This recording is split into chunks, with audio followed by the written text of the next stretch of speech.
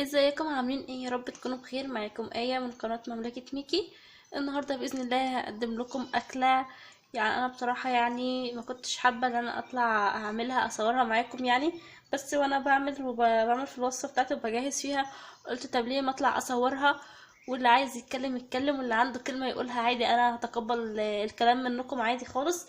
لان كلنا بنقع في نفس الحيرة بتاعة الاكل دي. انا النهاردة بصور لكم تقريبا في اخر الشهر. احنا دلوقتي اخر الشهر. طبعا بيجي في اخر الشهر بيبقى خلاص المصروف تقريبا خلص، مش قرب يخلص، لا هو تقريبا خلاص خلص. فالاكل دي تنفع في اخر الشهر، وتنفع يعني في الاوقات اللي بتبقى فيها الحالة صعبة شوية. تعالوا بقى اما اشوف انا هعمل ايه. انا معايا هنا دي اجنحة فراخ. بصراحة انا مش شارياها، دي عندي انا مجمعاها من كذا فرخة وحطاهم عندي برضو، قلت اعمل بيهم اكل او حاجة. هي سعرها رخيص جدا. لو انت هتشتريها مثلا هتشتري كيلو او نص كيلو، هي سعرها رخيص يعني مش غالية، تقدري ان انت تشتريها. وهتبقي انت كده عديتي يوم مثلا من ضمن الايام بتاعت اخر الشهر. فالوصفة بتاعتي بإذن الله هعملها لكم، وهتبقى أحسن من كنتاكي، من فراخ الكنتاكي اللي بره. وتحدي بقى مع كنتاكي بإذن الله. وهنشوف هنعملها ازاي مع بعض. وتبقى فيها طريقة جديدة جدا، والولاد كلهم هيحبوها ومش هيعرفوا ان دي أجنحة فراخ، لأن طبعا الولاد أكيد ما بياكلوش الحاجات دي. فأنا برضو استحرمت ان انا ارميها او كده، فحبيت ان انا اعملها بالطريقة دي. وهنشوف مع بعض الطريقة هتبقى عاملة ازاي. زي ما انتم شايفين معايا كده ادي اول جناح. بيبقى طبعا الجناح متقسم 3 قطع. هنا قطعة وادي تاني قطعة، والقطعة دي بتبقى اللي هو الطرف بتاع الجناح. دي 3 قطع. الطرف ده اصلا احنا مش بنعوزه، احنا بيترمي لانه بيزفر جدا. فانا هقطعه كده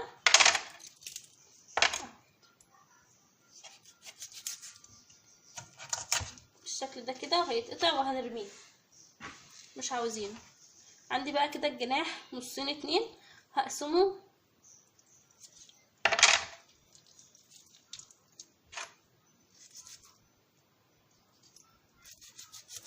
بالشكل ده كده. يبقى كده معايا الجناح نصين. هتيجي كده من عند النص، اول نص اللي هو بيبقى متطرف من فوق، هنحزز على اول بالسكينه كده على البدايه بتاعه اللحم من هنا. طبعا الاجنحه دي انا غسلاها كويس جدا ومنضفاها برضو من الريش او اي حاجه بتبقى لازقه فيها، ونقعاها بالميه والخل والليمون بالظبط كده من على طرف من عند الحته العظمه اللي من فوق. وهنبدا بقى ان احنا نسحب لتحت كده، اكنك بتخلي الوراق للحمام الكداب، وتسحبي كده لتحت. حاولي بس تفكي العروق، لان بتبقى الحته المنطقه دي كلها بتبقى عروق اصلا. فهنحاول بقى ان احنا نفكها كده وننزلها لتحت.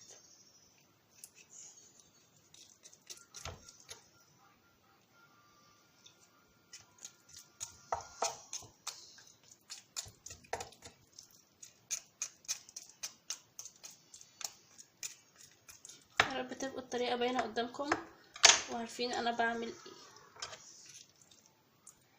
ايه. بالشكل ده كده انا عايزاها تبقى بالشكل ده كده، لان هو الجزء دوت هو اللحم اللي تبقى معايا، ودوت اللي احنا هنحمره ونشوف هنعمله بعد كده ازاي. ده كده اول جزء معايا اهوت. انا طبعا هشطف الفراخ دي بعد ما اخلص. معايا ده بقى تاني جزء. تاني جزء ده بيبقى فيه عظمتين، بتبقى فيه عظمه اللي هي العظمه الاساسيه، وفيه عظمه رفيعه. انا هاجي كده من عند العظمه الرفيعه بتبقى باينه يعني، هتفصليها عن العظمه اهي. شايفين في عظمتين، هنبدا ان احنا نفصلهم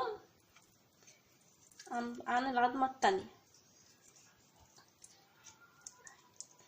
حاولي بيبقى برضو فيها لحم، فحاولي ان انت تجيبي يعني تفصليها وتجيبي اللحمه على الناحيه التانية.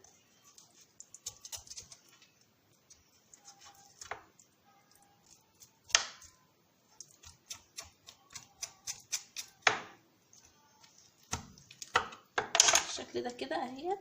هحاول بقى ان انا اقطعها واطلعها بالشكل ده كده. زي ما شفتوا معايا انا كده خلاص طلعت العظمه الرفيعه. القطعة دي بتبقى كلها دهن، فانا هشيلها. هي اصلا بتبقى طالعة مع العظمة الصغيرة، فانا هشيل الحتة دي لان بتبقى كلها اساسا دهون يعني. بالشكل ده كده. فضلت معايا القطعة التانية برضو هعمل فيها، هعمل كده بالسكينة، هحاول ان انا افصل اللحم عن العظم، داير ما يدور كده.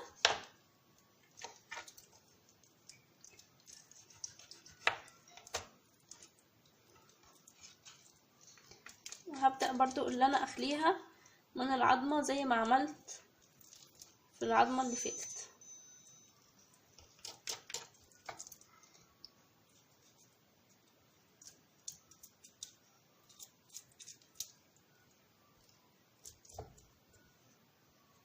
في حتة بتبقى لازقة فيها عادي خالص.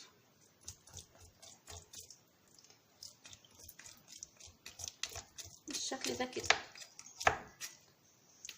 هكمل بقى الباقي بنفس الطريقة اللي انا عملتها دي اهي، بنفس الشكل ده كده. هكمل الباقي بالطريقة دي وارجع لكم بقى تاني. هنبدأ دلوقتي بقى يا بنات اللي احنا نتبل الفراخ بتاعتي. زي ما انتوا شفتوا انا كده عملتها كلها بالشكل ده اهوت، وطبعا غسلتها كويس جدا وسبتها صفت المية بتاعتها. هبدأ بقى انا اتبلها. معايا هنا ملح نص معلقة صغيرة من كل التوابل اللي معايا دي. معايا ملح، معايا فلفل اسود، معايا بابريكا، معايا توم باودر، ومعايا كمان بصل باودر، ومعايا صويا صوص. انتي لو مش عندك مش مشكلة يعني، هو عشان انا موجود عندي فانا هحط منها. هياخد كمان معلقتين خل. فانا هبدأ بقى احط التوابل دي مع بعض.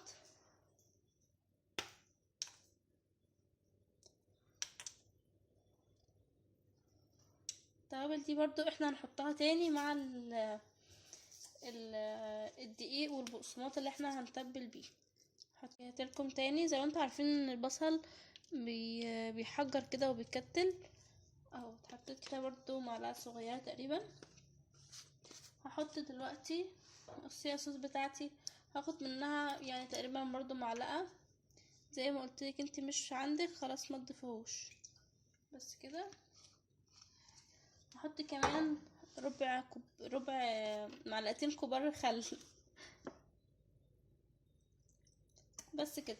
هقلب بقى المكونات دي كلها مع بعض واحطها في التلاجة. الافضل انت تسيبيها ليلة يعني، فانا بصراحة هسيبها ليلة في التلاجة عشان التوابل دي كلها تدخل مع بعض وطعمها يبقى كويس جدا معاكي. فانا هقلبها كويس وادخلها التلاجة واطلعها بعد كده نشوف هنكملها ازاي.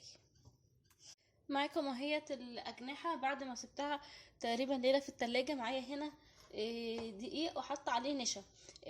لازم تحطي النشا لأن النشا هو اللي بيديكي اللون الذهبي ومش بيخلي الفراخ تتحرق بسرعة في الزيت.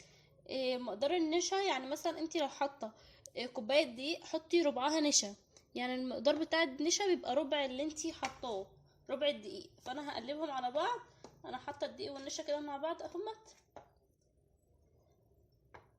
هتبله بالملح والفلفل. عايزه تحطي بقى بهارات تانية حط، بس انا بصراحه هكتفي بس بالملح والفلفل لان احنا متبلين زي ما انتوا شفتوا. تبلنا الاجنحه بتاعتي كويس جدا. هحط كمان الملح عليه. يبقى انا كده حطيت عليه الملح والفلفل والنشا. هديله برضو تقليبه كده كويسه يعني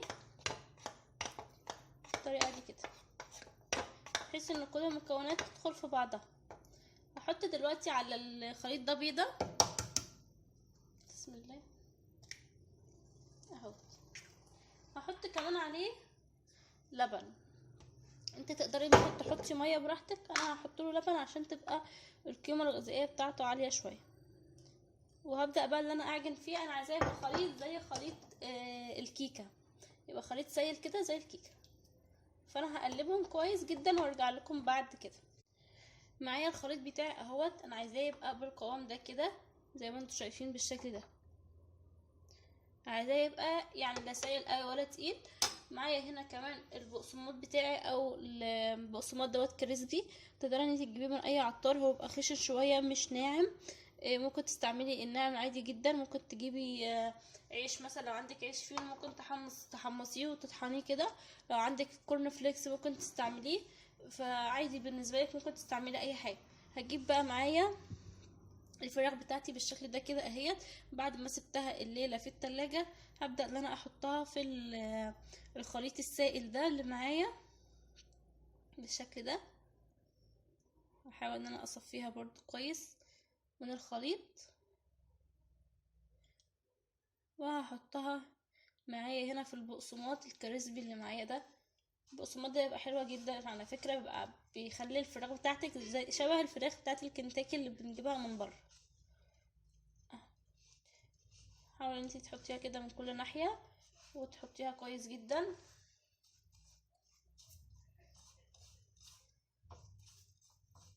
بالشكل ده كده. هحطهم كده، هكملهم بقى معاكم بالطريقة، هكمل بالطريقة دي ونرجع نحمرهم مع بعض زي ما انتم شايفين كده. انا حطيته خلاص اهوت في الزيت. طبعا لازم بتنزل في زيت ساخن، وبعد كده بتهدى عليها بحيث ان هي برضو تستوي. هي مش تاخد وقت خالص معانا، لان هو اصلا الاجنحة يعني بتستوي بسرعة. فانا هسيبها كده شوية، يعني حوالي 5 دقايق، وهشوف كده استوت ولا لأ، وهطلعها ونقدمها بقى مع بعض بإذن الله. ده يا بنات اهوت الشكل النهائي للاجنحه بتاعتي بعد ما حمرتها في الزيت. طبعا هي بتنزل في زيت ساخن علشان تقرمش من بره، وبعد كده هدي عليها بقى النار وسيبها تستوي. هتاخد تقريبا 10 دقايق على نار هاديه. طبعا طعمها مش والله بجد طعم الكنتاكي اللي بره بجد نفس القرمشه ونفس الطعم ونفس كل حاجه فيها. وطبعا ولادك لو عملتها لهم بالطريقه دي مش هيعرفوا خالص اللي هي اجنحه ولا حاجه، انت تقول لهم اللي هي كنتاكي، وادبها لهم بالشكل الحلو دوت، وهو باذن الله هيحبوه. تقدري تعملي جنبها شويه مكرونه او رز وسلطه، وتحمري بطاطس تقدميها جنب اي حاجه. انا عامله جنبها دلوقتي مكرونه برضو هقدمها معاها. اتمنى بقى ان الحلقه بتاعت النهارده تكون عجبتكم، ولو بفكره بسيطه تقدروا ان انت تستغليها. ولو حد عنده كلمه مش ظريفه يا ريت يعني ما يكتبهاش او ما يعلقش في الاخر. اتمنى بقى ان الحلقه تكون عجبتكم، ولو عجبكم الفيديو ما تنسوش تشتركوا في القناه وتفعلوا الجرس. والسلام عليكم ورحمه الله وبركاته.